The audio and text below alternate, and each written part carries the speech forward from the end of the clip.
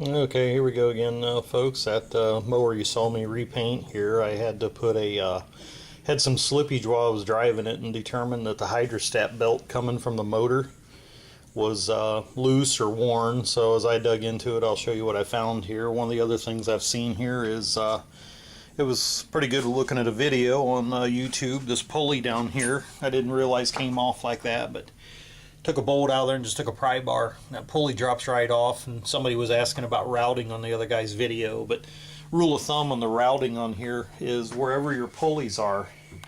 If you have a pulley, normally it's got a V in it, that belt's going to go around the one side. Quite dirty in there. I'm going to try to clean that, but took one of the pulleys out there. Normally when you're running your route, you can either make a small map of the routing of the belt, but there wasn't too many, so of course, if it's got a flat spot on it, it runs on the back of the belt, and if it's on a V, it runs on the V part of the belt. And I noticed somebody else asked on there what this fan was, and they were joking that it's supposed to keep your butt cool, but they had a gear model, and what this fan does down here, that belt runs under it, and I'll show you when I get the new belt. That cools that hydraulic motor or hydraulic pump combination, and those motors get quite hot. So what that fan does, you don't want to break any of those blades on there, because that cools that motor when you're running. And what happened on this belt was, and of course somebody else has worked on this, so what happened is the belt is probably what I would consider a size belt. If you look here, I'm going to take this idler pulley with me to TSC. If you notice here, see where that fits down in there?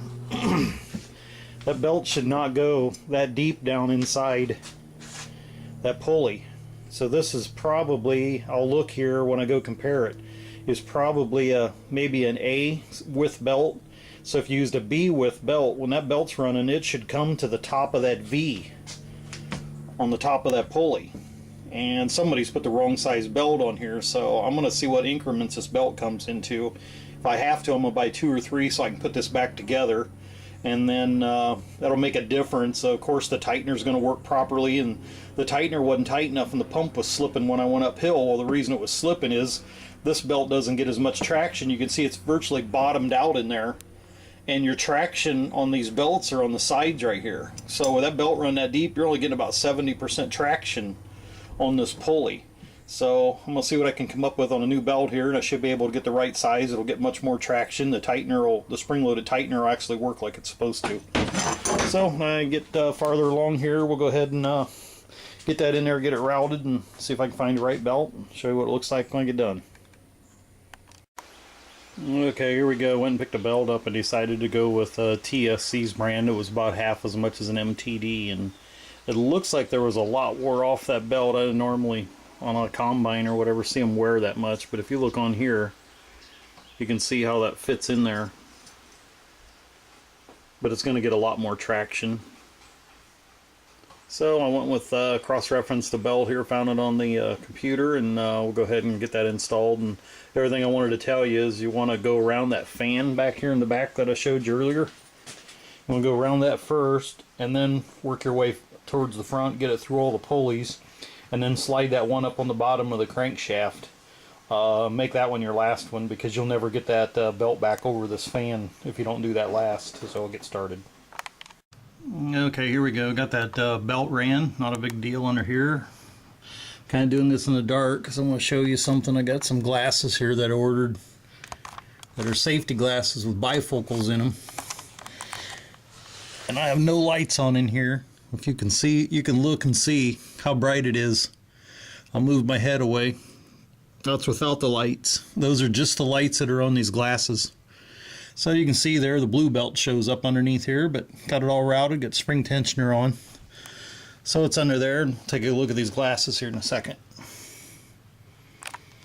Okay, hooking the battery back up on this belt job. Just wanted to show you something here. A friend of mine showed me when we were working on the airplane, and kind of more specific and helps on there, but by adding this washer right here, whenever these cables try to spin with your bolt, if you had a washer here, it acts like a bearing, and when you tighten it down, it'll turn this and it'll hold these cables in place. So washers are cheap. You just throw a washer in there, they get corroded, take it out of there and just throw it away and throw another one in. They're not expensive, but if you notice on here, it keeps these cables from climbing, and it keeps them tight. And you'll see people hold on to that cable and try to tighten this. Well, it'll come loose later, and of course then this connection starts leaking electricity, and that's what it causes to corrode. So just something easy to do, and it works.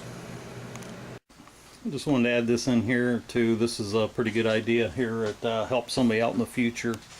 You'll see here I made a piece of tape and I wrote the original belt number in there and the size, and I cross-referenced it at TSC with a Husky belt, and I put the date on there when I replaced it. And you can see up here also when I painted this, the blue paint that I used, I put the number in here, or the name of it. So if anybody, you know, in the future, I don't know if this thing will ever last long enough, need another belt, but if anybody ever did or wanted to match it, you know, it's easier to write it down so nobody has to guess. So good idea to put that information in there. And if you didn't write it on this, you'd write it right on the hood.